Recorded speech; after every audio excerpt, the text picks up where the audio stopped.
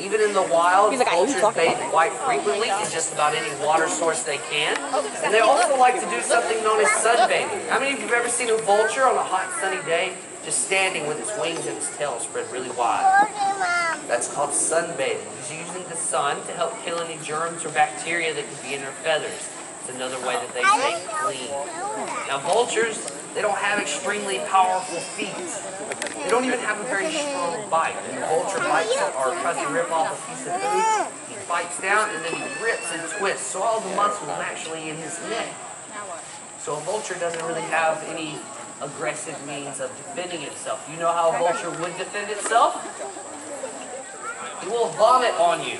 Okay, now that sounds pretty bad, right? Think about, okay, it's vomit, it's nasty. Think about what he ate. It smelled bad when he ate it. Think about that second time around. I've had a vulture vomit on me before. It's the worst thing I've ever smelled in my life.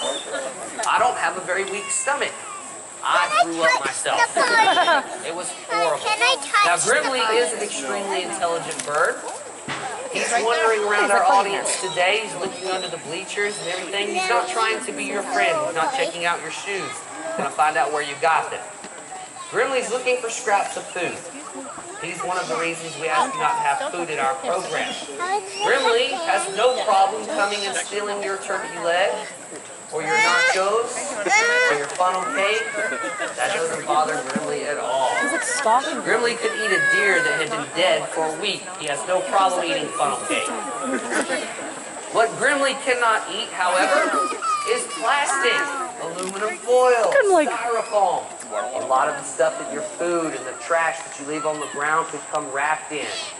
Not just my bird, but any other animal that came up to this fair during the week when people weren't here looking for trash. If it eats some of your turkey leg remains and it ate some of the aluminum foil, that could kill that animal. Please remember, guys, if you want to do your part to take care of the environment, one of the easiest things you can do is properly throw away your trash, properly dispose of your garbage. Can everyone do this? Make a fist. Come on, everyone do this, and then do this. That's how hard throwing away trash is. You just walk over to a trash can, you do this, and this. That's how easy it is. Please, guys, properly throw away your trash. What do you guys think of Grimley? Well, Grimley, we're not sure how old this bird is. We don't even know this bird's gender. We got him about 6 or 7 years ago. We thought Grimley was a really cool vulture name, and it sounds like a boy's name, so we just went with that. Grimley came to us from a rehabilitation center where he was in the wild. He landed on some power lines. His wingtips touched the wires and he was electrocuted. You can see Grimley has very short wings.